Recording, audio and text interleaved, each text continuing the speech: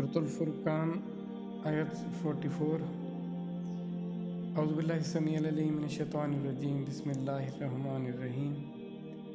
ام یا تحسب، تو گمان کرتا ہے، انا اکثرہم، ان کی اکثر، یسمعون، وہ سنتے ہیں، او یا یعقلون، سمجھتے ہیں، ان نہیں ہم وہ الا مگر کا جیسے، مثل انعام، چوپائے، بلکہ ہم وہ اضل، زیادہ گمراہ، سبیلا، راستے سے۔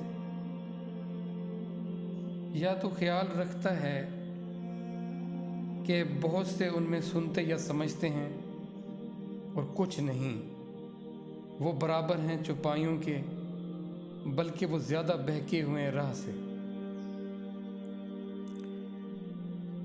اب یہ ان کی جو مثال ہے، وہ اللہ چوپایوں کی طرف توجہ دلاتے ہیں کہ چوپائے، پھر اللہ کہتے ہیں چوپایوں سے بھی زیادہ وہ بدتر ہیں۔ وہ کیسے؟ اب جو ان کا سننا ہے، تم سمجھتے ہو کہ یہ تم جو کہتے ہو، جو نصیحت کی بات آتی ہے، یہ پہلی بات سننے کی ہے، سننا۔ اس کے بعد اگلی بات آ رہی ہے عقل کی، سمجھنے کی۔ سننے کے بعد کیا وہ ان کو پروسیس کیا، اپنی عقلوں کی طرف ان کو منتقل کیا، عقل سے سوچا، سمجھا، جانا، پرکھا؟ نہیں کرتے۔ اب جو ایسا نہیں کرے گا، دیکھیں، سنے گا، سنتے تو سارے ہیں نا، آواز کا آنا، آواز کا سننا، کیا بہرے تو نہیں ہیں، سنتے ہیں، لیکن اگلی جو پروسیسنگ ہے وہ دماغ کی طرف یا اس عقل کی طرف نہیں لے کر جاتے اس کو۔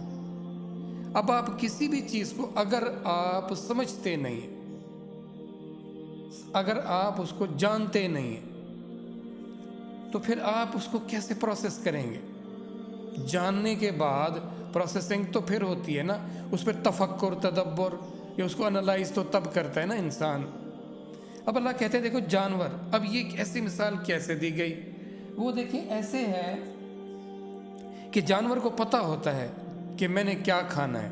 دیکھیں جو جانور ایسے چارہ کھانے والے جانور ہیں، وہ گوشت نہیں کھائیں گے، اور گوشت کھانے والے جانور چارہ نہیں کھائیں گے، تو وہ ایک ان کو پتہ ہے کیا۔ دیکھیں بعض ایسی چیزیں ہوتی ہیں جو ان کو ان بلٹ ہوتی ہیں کہ یہ دیکھیں یہ ایسا کام، ایسی چیز نہیں کرنی۔ پھر دیکھیں جانور کو اس کا جو مالک ہے ایک خاص بولی سے ہانکتا ہے یا اس آواز نکالتا ہے، تو وہ کیا کرتے ہیں، وہ اس کو سمجھتے ہوتے ہیں، وہ اس کا کیا رسپانس دیتے ہیں اس کو۔ یہ جانور کو اگر اس کو پتہ ہو کہ میں نے کہاں سے کھانا ہے، پھر کہاں سے واپس آنا ہے، وہ کھا پی کر اپنی جگہ پر آ کر بیٹھ جاتے ہیں۔ یعنی اتنا تو جانوروں کو بھی پتہ ہوتا ہے کہ اس نے کون سا کنڈکٹ یا کیا اس کا بیہیویئر کیسا ہوتا ہے، وہ کون سی چیزوں پر کیسے ریئیکٹ کرتے ہیں، وہ کیسے رسپانس دیتے ہیں، لیکن یہ ان کا تو کوئی قانون قاعدہ ہی نہیں ہے۔ تو یہ جانوروں سے بھی بدتر ہوئے۔ اب آپ کیا سمجھتے ہو کہ یہ سمجھتے ہیں، یہ سنتے ہیں اور سمجھتے ہیں؟ نہیں کرتے، ان کی اکثریت ایسی ہے ہی نہیں۔ اکثریت کی بات ہو رہی ہے کہ اکثریت ایسی ہے۔ اب یہ جو صورتحال ہے، اب دیکھیں یقیناً یہ ہم سب پر اپلائی ہو رہی۔ اگر ہم اپنے معاشرے کی اکثریت کو دیکھیں تو آپ کو کیا لگتا ہے ہم کس طرف جا رہے ہیں؟ ہم اپنے دیکھیں ہوئے کہ جانور اپنے مالک کی کس قدر وہ اس کو اہمیت دیتا ہے، اس کو کیسے رسپانس دیتا ہے، اور ہم اپنے اللہ کو کیا رسپانس دے رہے ہیں، ہم اپنے مالک کے ساتھ کیا کر رہے ہیں، ہم اپنے ارد گرد لوگوں کے ساتھ کیا کر رہے ہیں۔ یہ جانوروں سے دیکھیں، جانور کا جب پیٹ، جتنا بھی خونخوار جانور ہو، جب اس کا پیٹ بھر جائے گا نا، وہ بیٹھ جائے گا۔ لیکن انسانوں کی، ہم جیسے جو اللہ معاف کرے انسان، ہماری تو بھوک ہی نہیں ختم ہو رہی، ہماری تو ہرس ہی نہیں ختم ہو رہی، ہم تو پھر اس مال کو ذخیرہ کرنا شروع کر دیتے ہیں اور اس کی کوئی حد نہیں ہوتی۔ تو ان اور ہمارے ہی فائدے کے لیے جو چیز ہو ہم اس کی طرف دھیان نہیں دیتے. ہم کیسے ہٹ دھرم ہو جاتے ہیں اور ہوئے ہیں. یہ ساری باتیں دیکھیں، یہ جو احساس دلایا جا رہا ہے، یہ جو باتیں بتائی جا رہی ہیں، یہ کس پر اپلائی ہو رہی ہیں؟ کسی پر تو ہو رہی ہیں نا. اور ہم ایسے بری ذمہ ہیں جیسے ہمارا اس سے کوئی واسطہ ہی نہیں ہے.